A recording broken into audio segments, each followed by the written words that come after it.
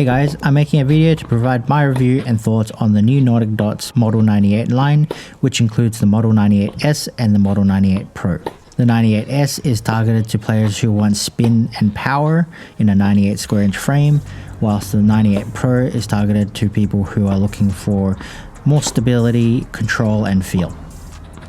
Just so you know, Nordicdots did send me these rackets for review, and when the video is live it will be their first time seeing it as well. Like all my reviews, my philosophy on racket testing is based on skill and technique first and foremost, then one's ability to adapt to it and your personal game style. My videos are my way of trying to explain my own thought process and journey through understanding how a racket plays.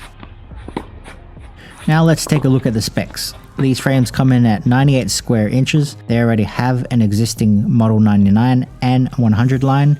The 99 I have not tried out yet, so I can't answer any comparison questions there. The 98S is 305 grams, where the 98 Pro is 310 grams unstrung. The main difference is that the 98S has a 16-19 pattern, which is still pretty tight with 8 mains in the throat, and I wouldn't really say the string density varies all that much in comparison to the 98 Pro. The Pro is an 18-19 pattern and feels marginally more dense in the center mains, but I haven't measured it myself.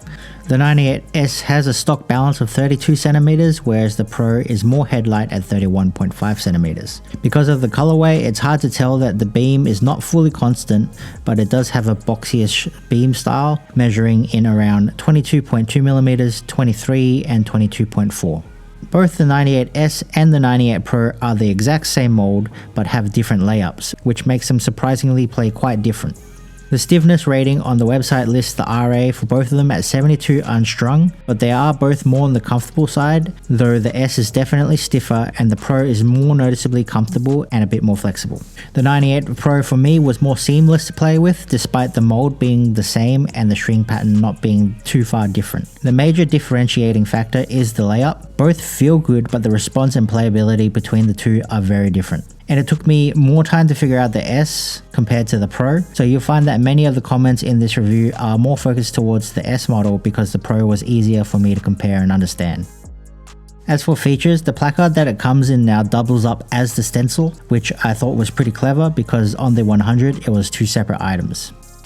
Nordicdots maintains very tight spec quality control and also uniquely provide the actual specs of the frame you're receiving on both the box that it comes in and a sticker on the plastic of the handle. It gives you the specs for the static weight, balance and swing weight. They also keep track of what you order so that if you ever need a matching frame, they have your specs on file and can match stock to your existing orders. Also, I note there has been demand for a grip size 4, which the Model 100 and Model 99 I think did not have, but the Model 98 looks to be the first time they've introduced it. As for design, the overall quality of the products are very good, from the premium cover bag to the paint job itself, which they call steel gloss. The cosmetic is simple and sleek. I personally like it quite a lot, especially in the nighttime. It's minimalistic but still stands out in the court. It looks amazing, it's even better in person, and if you want to add some flair, just chuck in some fluoro strings. The grip shape is unique. If you have played with diadem rackets, I think they are very similar shaped. In fact, the butt cap they use is almost identical, with the shape being exactly the same. Comparably to mainstream brands, the butt cap is more of a Yonex style with not a lot of flair. The actual grip shape itself feels more like a modified Yonex shape, where Yonex can feel a little bit more rounded and runs like half a grip size bigger. The Nordicdots grip shape does feel a bit more like a rectangular version of Yonex, and it also seems to run slightly bigger as well. And you can tell this because the base grip that is being used is thin and light. If you chucked on a regular Head Hydrozorb, Wilson Pro Performance or Babolat Syntec Pro Grip, which are the stock grips for many of those brands' frames, it would immediately put the grip size up one higher without an overgrip. Also, underneath the base grip is a thick piece of double-sided tape, and I found that it amounts to about 4 or 5 grams by itself when removed. Personally, I removed it to give me some extra room for static weight when I did my customizations. For customizations and string setups, I used a range of tensions and strings for these rackets. Pause the video if you want to see what strings I used and what slight changes I added for customization. Honestly, I really didn't end up customizing much at all because I almost felt that they played best in stock form.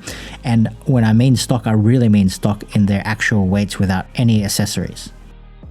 Starting off with feel and stiffness, it's always good to have some level of skepticism with new frames, and we do see the term pro stock get thrown around when hearing about Nordic Dot rackets. Having now tried the M100 and these two new 98s, let me tell you they are not lying. I was surprised as to the quality of the build that these frames have, more importantly having no customization, not a trace of silicone, and as far as I know, no foam filling. The composition of the graphite that is used is very high quality and might be some of the best feeling frames that I've tried, definitely for ones that are publicly available.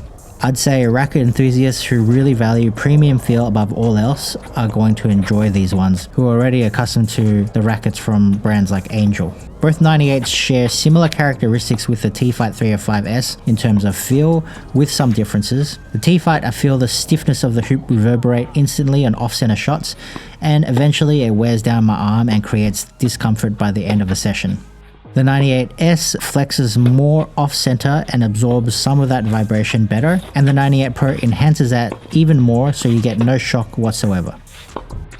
The string bed feels crisp and very responsive for all of them. The T-Fight and the 98 Pro are more similar, where it's quick off the string beds in and out pretty fast. But there's ever so slightly a hint of ball pocketing and a snap of the strings you can feel at the moment of impact that is very satisfying. Like the T-Fight, the 98 Pro has more of a concentrated impact point, whereas the 98S has just a bit more of a cupping sensation, about a circle's worth of an outline around the ball itself, so it's not as concentrated as the 98 Pro. The stiffness of the 98S is more close to the T-Fight, but keep in mind I don't think the T-Fight plays like the 63RA listed, and likewise the 98S doesn't play like how it's rated as well. The S is still very comfortable for me. I have more issues with the T-Fight long term, and I feel like I can get away with more string setups in the 98S than the T-Fight, but I would still probably opt in for a softer setup if you are super sensitive. But for the 98S, having a medium to high stiffness rating and no dampening tech while still being this comfortable means all signs point to it being a very high quality build. If I were to compare them to some frames on the market, I think that the 98S feels a little more like the current Gravity Pro line with the Auxetic 2.0, which I still think is a fine feeling frame. And the 98 Pro feels more like a Head Pro Tour 2.0, which is the stiffer layup of the Pro Tour 630, where it provides more plow and stability than the 98S combined with that beautiful response. Like any of these premium quality builds, these tend to be more targeted towards advanced players without stability or dampening tech. So the sweet spot is going to be smaller, off-center hits are going to be more punishing. Firstly, if you cannot achieve the swing speed, then the 98S will probably be uncomfortable for you. If you hold the racket too tight, you arm the ball, or have too compact of a swing where you aren't fast and fluid, I don't think you're going to like it. For power, they are not the most powerful 98s, but certainly pack some firepower if you can use them properly. Just be very aware that both frames require long, fast and fluid strokes to maximize power. Power is mostly self-generated, but there's lots of potential still. At max swing speeds and stock form, I would say I can achieve a bigger ball with the 98S than the EZO 98, the T-Fight 305S, the Gravity Tour and the Extreme Pro. This does require very good timing, positioning and balance though, along with high racket head speed, as it is more unforgiving than those rackets as well. I've taken these frames into multiple scenarios, both practice and competitive play for doubles and singles, and when the balls are fresher, the ball definitely can go hard. However, the 98 Pro, funny enough, my partner and I personally felt that I was hitting a more effective ball with it, even though it's plusher and more flexible. And that's to say that it is more effective on driving shots, whilst I don't think it's necessarily more powerful, but the type of effect that you get on driving shots penetrate and skid through the court a bit better, a result of having the lower launch angle that makes the ball float less, along with the extra plow and stability to really get the ball to push through the court. The 98S is going to get more noticeable action on the spin as its intended design, and likely takes away a bit from the driving penetration despite the stiffer layup. But it's made for the more modernized game, and it works more effectively for high bouncing surfaces where you can rip through the ball and get underneath a lot easier. But on faster surfaces, the Pro is very much for the aggressive flat hitter, looking for them to dictate their shot and really shoot through and pierce the defense of their opponent, whilst at the same time the stability really does help with defending a bit easier as well. So I think that the Pro is still more of a well-rounded racket and can be taken in any situation. For maneuverability, the 98S, I perform my best by keeping the total static weight lower, using a more head-heavy balance, but balancing that out with the higher swing weight. Think more like a Taylor Fritz spec, super light and whippy. My opinion is that Nordicdots designed this intentionally to be used in this manner. You sacrifice the weight and stability of the Pro for the sake of maximum racket head speed, being able to time the ball a bit better, be less late on your swings, and really wanting and needing you to go after it to maximize power, spin, and control. It wants you to be the one in charge of what happens with the ball, being the initiator rather than playing passive and reactive, something I'm actually quite accustomed to. My personal experience was that the more I tried to weigh up the 98S to match it with the Pro spec, the worse I played with it. I began to spray the ball more because my timing became slower and out of rhythm. Every time I reduced the weight back down to closer to stock specs, I was able to groove much better with the racket. And every time I added weight, I felt unnecessarily slow, and the frame also felt slower as well. Logically speaking, if you can play the way I described at higher weights without it being a detriment to your swing style and swing speed, then you will likely benefit from adding additional weight to increase the stability and forgiveness. Just for me personally, I was getting diminishing returns by doing so I kept the specs lighter. So in stock form, maneuverability is actually very high. I would put it towards the range of the T-Fight 305S. The difference with the T-Fight is that there is slightly less weight distribution around the throat or the bottom part of the hoop, which allows for more freedom of the hand and wrist. The Pro, even at a higher weight, was still very usable. Being in the same weight class as the Radical Pro, I found it much faster, more powerful, easier to swing, and more forgiving. It's not as fast and maneuverable as the 98S or the 305S because of that extra weight, but still more in that ballpark than not. To me, it had better maneuverability than the Extreme Pro with its more user-friendly headlight balance in comparison. For control, the 98S has a much higher launch angle than you would expect given its string density being a tighter 16-19 pattern. Depth is not difficult to find at all. It's not going to be as intuitive to use. The response on the string bed can really make the ball shoot when you don't swing fast and hard enough, and I best found the way to control it in its entirety was to really go for maximum spin. You really want to rip the spin if you want to get that control under wraps. This is why I prefer to use it in a lighter spec, because then I can maintain racket head speed and my wrist to be free as much as possible. In some sense, the playability really reminds me of the Gravity Tour, except that the string pattern is the complete opposite. When flattening out, you just be more mindful and disciplined to ensure that you're balanced in a good position and choose the right ball, as it won't be as easy to strike as linear as the Pro, which in comparison you can kind of swing out a little more mindlessly. For the Pro, playing with the 98 Pro was more of an instant connection, attuned from the get-go. I barely needed a minute to figure it out. It was like playing with an old main. It suits my playstyle, where it's for aggressive attacking precision. The control is all there. Whatever shot you hit is the shot you get. It goes precisely where you want it to go. If you need the extra spin and arc, it's still possible to generate some, whilst you won't achieve the heaviness of the spin like you would the 98S, you still can get some good arc on the ball to give yourself enough margin over the net without worrying the launch angle is going to be too low where you'll be netting the ball too often. The launch angle will not keep you down, but if you want to flatten out, it will drive through the court and stay in line with your target. Precision is pure and 1-to-1. The 18-19 pattern density I'd say is very close to the T-Fight 305S. The 98 Pro will allow you to have the freedom to swing out, rein in all the power you are self-generating, be as precise as you want, combined with the exceptional feel from the very responsive string bed. This is very much an all-court racket. I don't think it lacks power, it's not incapable of getting some spin, and not difficult to generate depth. It's extremely consistent, and the 18-19 pattern provides you with all the versatility that you need. In my opinion, one of the best control 98s on the market. Like the T-Fight, it can do a bit of everything. For spin, the 98S, even though, like I said, it has quite a tight 16-19 pattern, you can get lots of spin, but it's going to take a lot more effort and sound technique. The spin comes off a bit different than the T-Fight, whereas I feel the T-Fight is capable of a more curly or twisting spin that when the ball digs into the court it can shoot off and slightly change directions. The 98S will give you quite a lot of height, but it will penetrate the court a bit more and shoot forward instead. When struck right, it's a heavier type of spin, even more so than that of the Extreme Pro and Gravity Tour. The launch angle, as mentioned, is unexpectedly high, so you will get that free depth and arc still despite the density.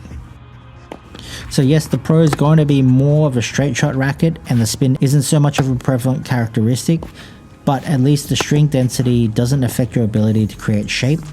It still allows you to open up your game, making hitting angles a bit easier and gives you access to depth. And because of the tighter pattern, it still gives you the ability to knife through slices, being able to keep the ball down lower when you need it to. For the 98S, stability in stock is where I think the biggest difference between the S and the Pro is. The 98S does feel less stable. The extra static weight of the Pro will give you the boost of stability and plow through as well. The lower stability also means it's less forgiving on off-center shots since they do cross over, which is why it's important to distinguish the best way to use the S, as I say, is to go after the ball more often, take the initiative, and avoid being on the defense where you can. I didn't feel like the forgiveness levels opened up a whole lot with the lower tensions on the 98S because of its springier response. Lowering the tension can be a double-edged sword. Yes, it will give you access to a bit more power and spin, but off-center shots can end up shooting the ball, where at your regular or higher tensions the ball will end up dying a bit more and still allow you to keep the ball in. The Pro being softer and more stable means it's more forgiving, it doesn't twist a whole lot on off-center shots, and it holds up very well in stock form. I never found it necessary to add any extra weight, and somehow they've made it quite solid without any customization to it whatsoever. And if you are able to handle the frame at heavier specs, you'll just likely benefit by just making it even more rock solid.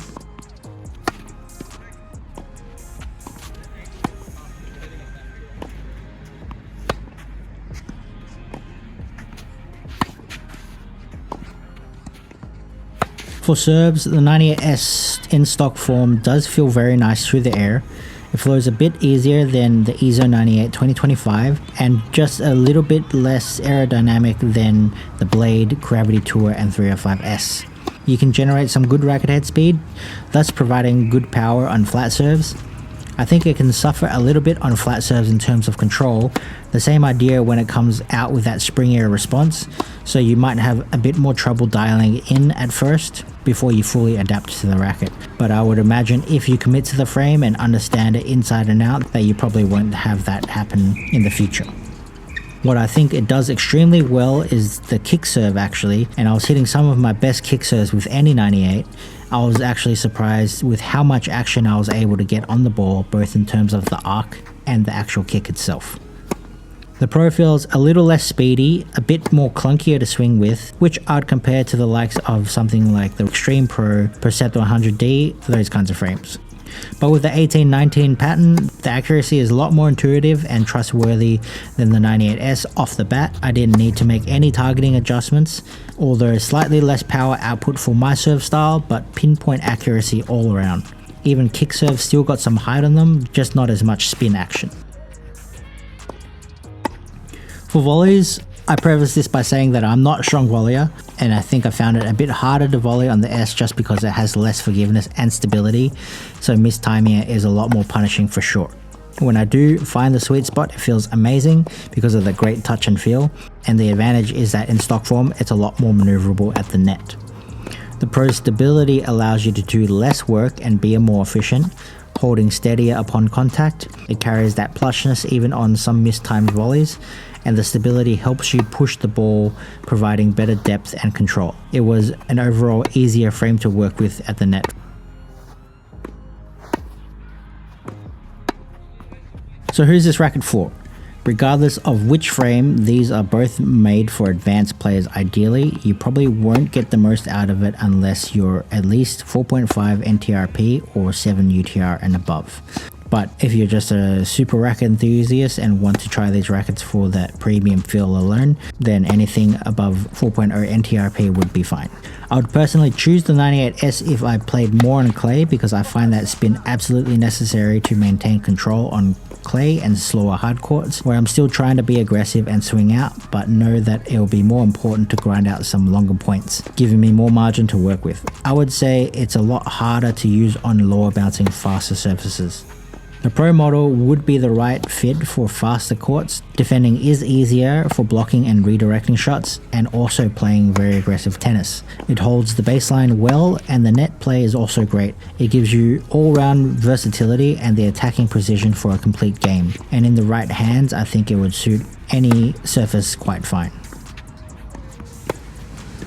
My final thoughts is that the S version reminds me to a similar kind of playability as the Gravity Tour, needing you to stay on the gas to control the ball, but plenty of access to spin and power for advanced players.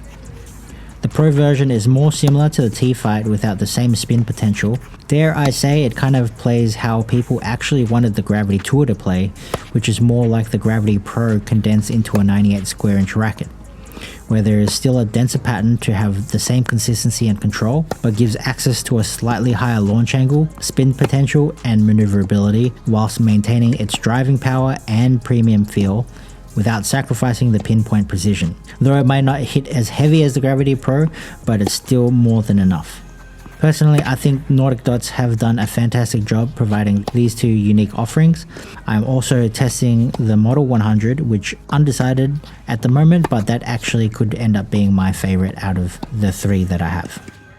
So that concludes my review. Thanks for staying to the end. If you liked the video, subscribe, like and share, and be sure to stick around to the end for my personal ratings on these two rackets. Thanks for watching, and I'll see you guys next time.